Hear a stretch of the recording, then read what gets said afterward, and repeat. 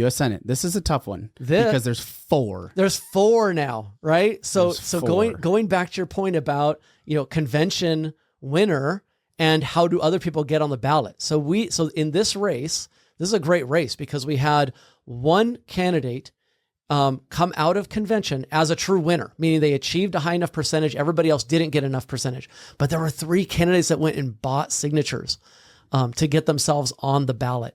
Again, to be able to do that, you have to either be super rich that you're affording it on your own without donations, or be an incumbent, in which incumbents have a built-in mechanism to get more donations because they believe, big donors believe, oh, this person already has a track record of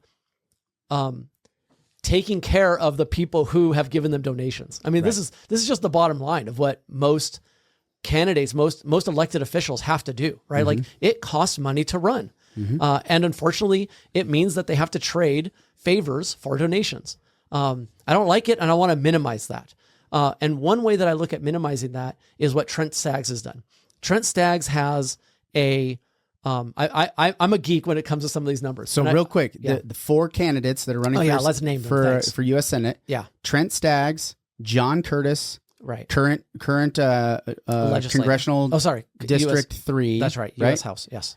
U.S. House, I believe District 3. Yeah. John Curtis, Jason Walton, and former Speaker of the Utah State Legislature, House of Representatives, Brad Wilson. That's right. Okay, so you have 2 guys that have been in a legislative seat previously. Trent Staggs was a former mayor or current mayor of Riverton. And then Jason Walton, I've just been told, is a billionaire. It's like how somebody's like, yeah, he's like a business guy. A pest control business guy. Pest control billionaire. Yeah.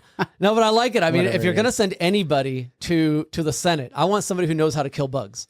Like, I mean, yeah, you can't argue with that. And I've interviewed all 3 of these guys. So if you've listened to previous episodes, I think we have a lot of opportunity to learn from all these guys except for Walton. But he came in late to the race. There's an argument for the signatures. And if he would have promised to take insecticide to the Senate, I might have been more. Yeah, I might have been like, okay, I'm all for this guy. But he didn't. But Trent won with how much percent at the convention? Do I have that here? It is.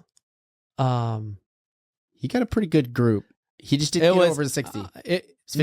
No. His is over 60%. He got over 60. There we go. So he hit the threshold. That's why there's only one person that came out of convention. That's right. Okay. Right. So if he didn't, the other 3 guys had to gather signatures, or they wouldn't be on the primary. Or they wouldn't be on it. So all the delegates, they interviewed most of these guys. I didn't talk to Jason. Truthfully, I couldn't get a hold of Jason.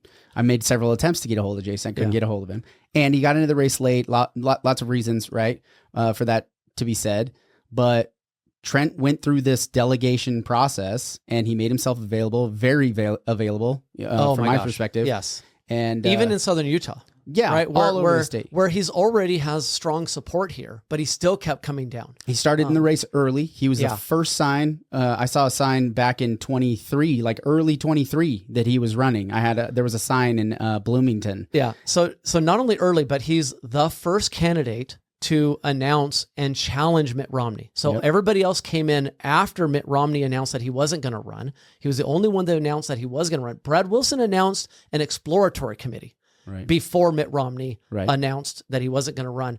And Brad Wilson said, I'm going to wait to see what Mitt Romney does before I make a final decision. Right. So he literally gave a nod to the establishment. And I think we all know very well how popular Mitt Romney is in this state. And it's not very popular at all. And it's been that way since the second he got elected into. It was like a year into the Trump presidency that he started voting. Showing his true colors. Exactly. It was almost immediately upon getting elected that he no longer was a Republican, at least from my perspective, because I remember when he ran for president, he said a lot of the right things. It seemed like he had a lot of the right vision and goals, and alignment with the Republican Party was there. Yeah. But for whatever reason, 2017 hit, and then all of a sudden, it was like a different guy, which is really weird. Go? Yeah. Exactly. And so Brad Wilson kind of had that, hey, I'm going to take your seat. I'm going to fill right in for you, right? Give me a high five, and then I'll slide in here. So he did the exploratory, and Trent was with his bullhorn on the on the milk soapbox, saying, "Hey, we need changes here." And I believe this is just a tickle in my head, so I can be fact checked on this. But I believe Mitt Romney endorsed Brad Wilson. Yeah, I'm not sure. I wouldn't be surprised. I wouldn't be surprised. So then we got John Curtis, Jason Walton, Brad Wilson, Trent Staggs, the convention winner. From your perspective, maybe give me a rundown. What was the one con? Was there anything with Trent that you felt like, hey, this was something that I felt like is not playing to his favor, or this is what the other candidates are going to say against him? Okay, well, sure. Maybe just play like the devil's advocate thing. Let me get to that after one quick stat, right? Because I spent a lot of time on the money side. Okay. Like I go and download like hundreds of thousands of records off FEC, Federal Election Commission's website about where all the money is coming from. And I go in and analyze and look at it. And one of the things that is very telling to me is Trent Staggs, for donors that gave under $500. So, like $500 is still a lot of money for almost all Utahns, but that's the number I chose for like, hey, this might be a achievable number for many, and above 500 is well beyond achievable. Yeah, so $500 where I drew my line. Trent Staggs has 27% of his donations of under $500. John Curtis, 2%. Right. Brad Wilson, 1%. Jason Walton, 6%.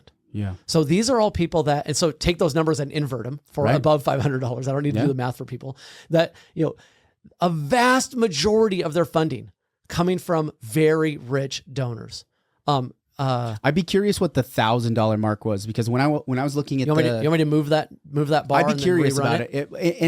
I think to your point is saying, is there a lot of people that might not have a whole lot of money to spend, or, the argument in my mind is you're getting a lot of donations at a smaller number means the people that don't have the means are the ones that are selecting you, versus like let's say Jason Walton, where he's got a lot of those, but at the same time, he hasn't spent as much time talking to those people that only have, $100 or $500 to donate. And he's spending his majority of his time talking to the ones that have money, right? It's tough when measuring by money. It's hard for me to gauge that. Like, are they buying the seat when ultimately they need the money to win the seat, right? Like Trent Staggs, like right now, the most I've heard, especially from delegates, is like, we need some money so that we can get our message out, right? That's so right. It's like he's the least funded of the candidates, right? Because he appeals to. So if he was funded as much as everybody else, then how do we differentiate them, right? Well, that's what I'm saying. But what if this percentage didn't move so much? Right, like what if he had an equal amount of money, but the percentage was still greater than 20% from grassroots numbers, right? Like from low donors, right? That would be still fairly meaningful, right? I don't know. I don't know if I buy into grassroots, meaning that's the best. Like those people were the best ones to decide who is the best candidate. Like, are they the most educated?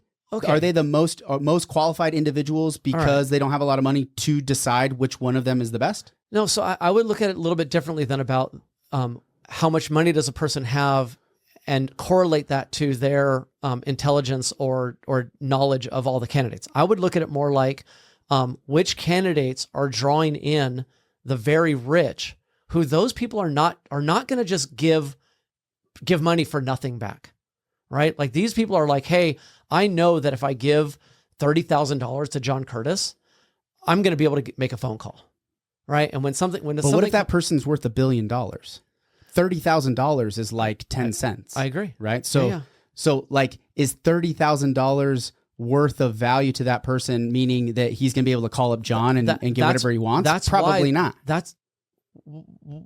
No, probably so. Because that John received $30,000 versus getting $15 from somebody else, right? Like what I agree with you on the percentage of what a person is worth is how painful it is to that person to give. Right. That's a different algorithm, right? That's a different equation. The equation that matters to a candidate or an elected official is, who are my largest donors, That's what matters to them. And so it doesn't matter if, Bill Gates gave $500,000 to somebody, that means it's meaningless to him, right? $500,000 to him is like nothing, right? Yeah. So it's meaningless to him, but to somebody else, $500,000, like that's huge. I'm going to be giving Bill a phone call back, right? Like that's how that money is worthwhile to somebody else. That to them, if it's a quarter of their budget, of their campaign budget, that's meaningful.